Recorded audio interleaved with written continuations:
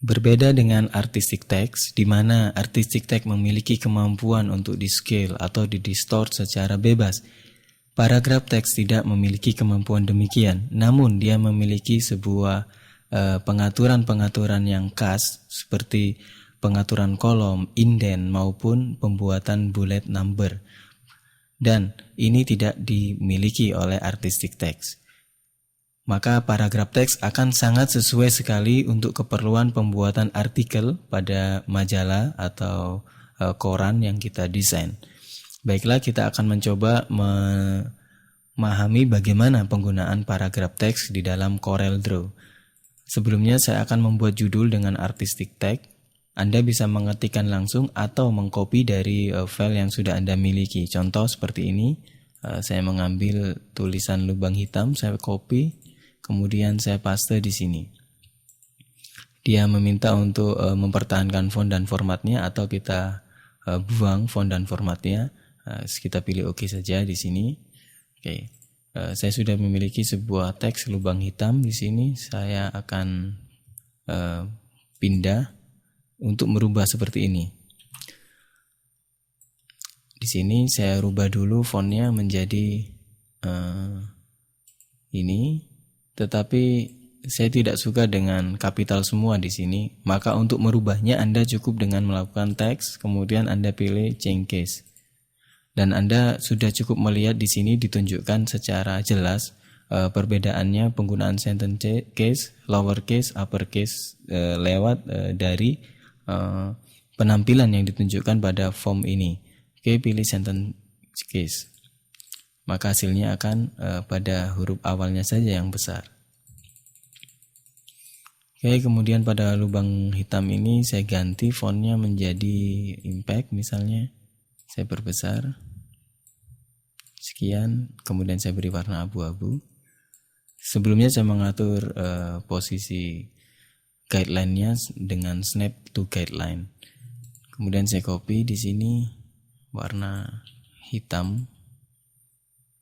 Oke, saya tempatkan di sini atau bisa saya tempatkan di tengah. Oke. Berikutnya saya menggunakan text tool untuk mengatur paragraf teks. Seperti ini saya ambil di sini, kemudian saya klik dan saya drag sesuai dengan bidang yang saya inginkan. Misalnya sampai di sini. Saya tarik sedikit. Sekian. Untuk mengisi kontennya, Anda dapat langsung mengetikkan ke dalamnya dengan mengatur sejauh mana paragrafnya, indentnya dan lain sebagainya. Tetapi Anda juga bisa menggunakan metode copy paste. Contohnya seperti ini, saya copy, kemudian Anda bisa paste di sini. Anda paste. Atau Anda bisa menggunakan cara yang lain, yaitu dengan melakukan import atau Ctrl I pada keyboard Anda. Kemudian Anda pilih file-file dokumen yang berisikan teks yang Anda miliki. Tentunya dengan eksistensi TXT atau dokumen DOC atau RTF, Rich Text Format. Saya pilih black di dalam file latihan, saya import. Oke, maka filenya sudah masuk ke dalam paragraf teks yang saya miliki. Dan apabila Anda melihat di sini terdapat sebuah kotak dan ada tanda panah, artinya paragraf teks Anda tidak muat.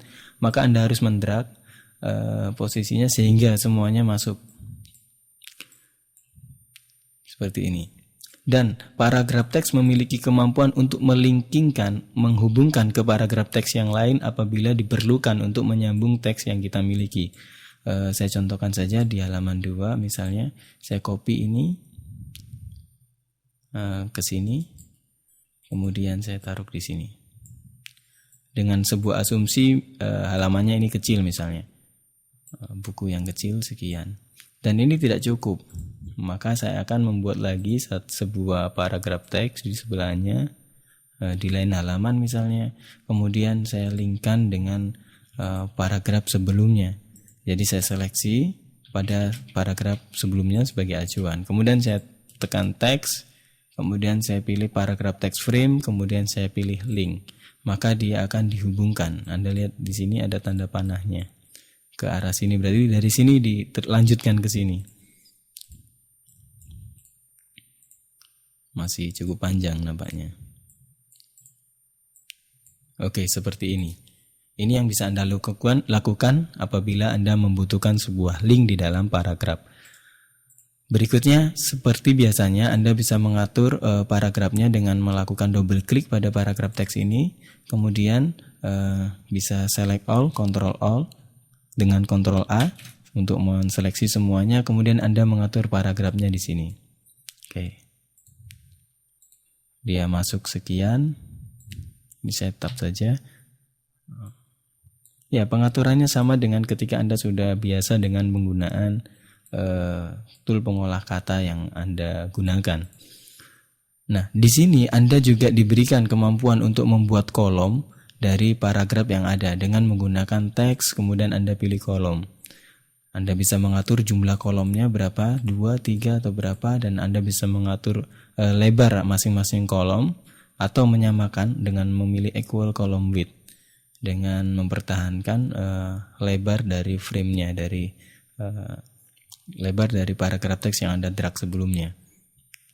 Oke, maka Anda sudah mendapatkan 2 buah kolom dari paragraf teks Anda, dan Anda bisa mengatur perataannya melalui toolbar yang ada di sini, atau Anda dengan menekan Ctrl R untuk rata kanan, Ctrl E untuk center, Ctrl L untuk left.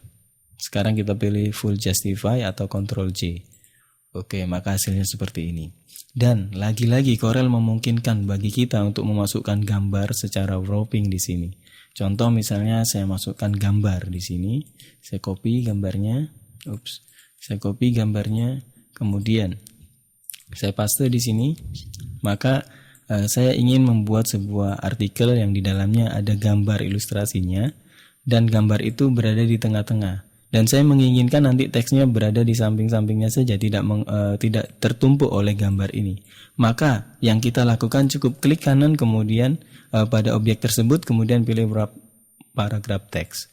Maka secara cepat Corel akan mengkalkulasikan di mana teks harusnya berada.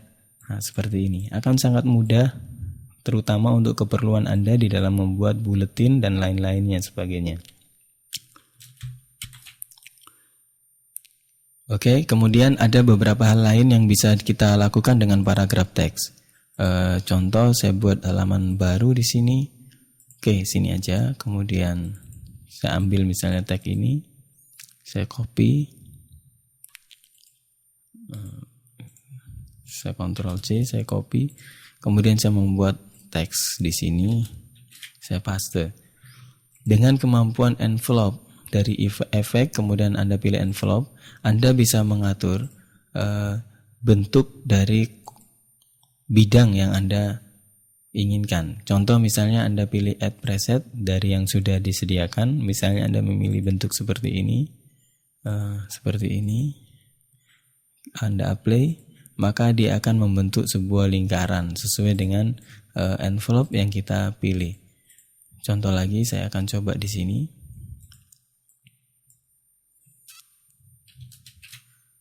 Saya menggunakan interaktif aja, tool yang ada di sini, interaktif envelope tool. Oke.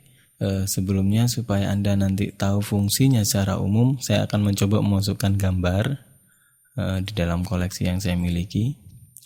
Saya coba masukkan gambar ini misalnya. Oke, saya impor dulu di sini. Kemudian resolusinya sangat besar di sini, saya coba ganti menjadi lebih kecil. Oke, di sini saya menggunakan interaktif fill. Saya geser ke sana sehingga nanti akan terjadi kesan transparan. Oke, seperti ini saja. ALTB titik akan mengkonvert menjadi bitmap. Oke, semisalnya seperti ini. Saya memiliki teks yang saya ingin buat. Ini berbeda dengan kasus wrapping tadi. Saya lock saja supaya nantinya ketika saya mencoba mengedit bagian ini, bagian gambar ini tidak ikut goyang. Saya coba klik kanan, kemudian saya lock objeknya. Oke, sekarang objeknya sudah tidak bisa digeser atau diseleksi. Untuk mengembalikan Anda klik kanan unlock object. Nah, di sini sekarang ada ordernya Anda taruh di bagian atas front of page. Kemudian di sini Anda bisa mengatur interaktif envelope toolnya. Anda bisa mengatur posisinya seperti ini misalnya supaya tidak mengenai bunganya. Oke. Ini yang bisa Anda lakukan dengan interaktif envelope tool.